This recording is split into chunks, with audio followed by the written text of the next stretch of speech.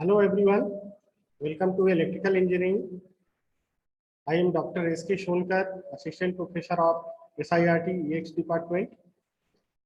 So today we are discuss the topics of earth fault protection, that is the protection of transformer, power transformer.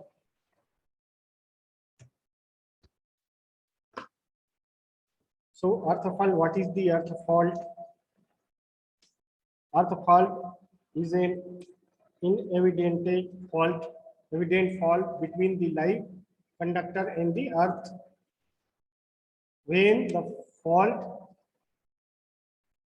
occurs, the electrical system gets short circuited and the short circuit current flow through the systems. So the earth current returns to the earth or any electrical equipment which damage the equipment.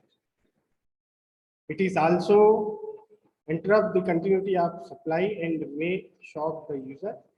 To protect the equipment and for the safety of people, fault protection devices are used in the installation. So earth fault relay are needed. It is a safety device used in electrical installation with high earth impedance. It detects small stray voltage on the metal enclosure of electrical equipment. The result is to interrupt the circuit if a dangerous voltage is detected, and earth fault relay is protected against tripping from transient and the prevent shock. Here, this is the earth fault relay diagrams. This is the power transformer, and this is the primary winding connected in delta connected, and secondary winding is connected to star connected. And this is the current transformer CT. It is the between the RYB three phase, and this one is the secondary windings of current transformer, and this system is the relay circuit to treat the circuits. Okay. So the restricted earth fault protection, a percentage differential relays have the certain minimum value of pickup for internal faults. Fault with current below this value are not detected by the relay. Winding to core fault, which are single phase to ground type involving high resistance, fall in this category. Therefore, for such type of fault, restricted earth fault protection is used. So restricted earth fault protection scheme, let us consider is star winding transformer, which is protected by the restricted earth fault protection with earth fault relay protecting device shown in the figure below. This is the diagram is the restricted earth fault protection. This one is the protected area, F1 is the protected area, and F1 is external fault area, and F2 is the protected area. So any fault of this section, so this CT is connected, each phase RYB, and this CT connected to neutral ground CT. So here when the external fault F1 occur in network F1 and Fi2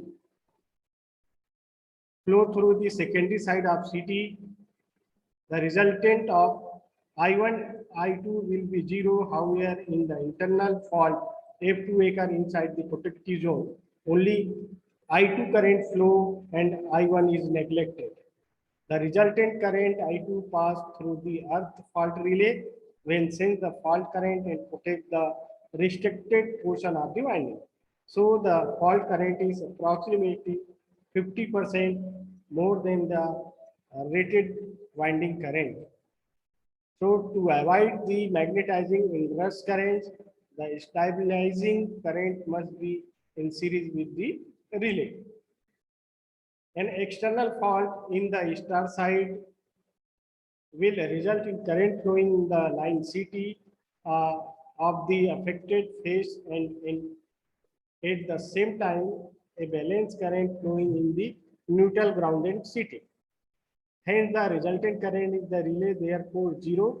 So this restricted earth fault relay will not be actuated for external earth fault.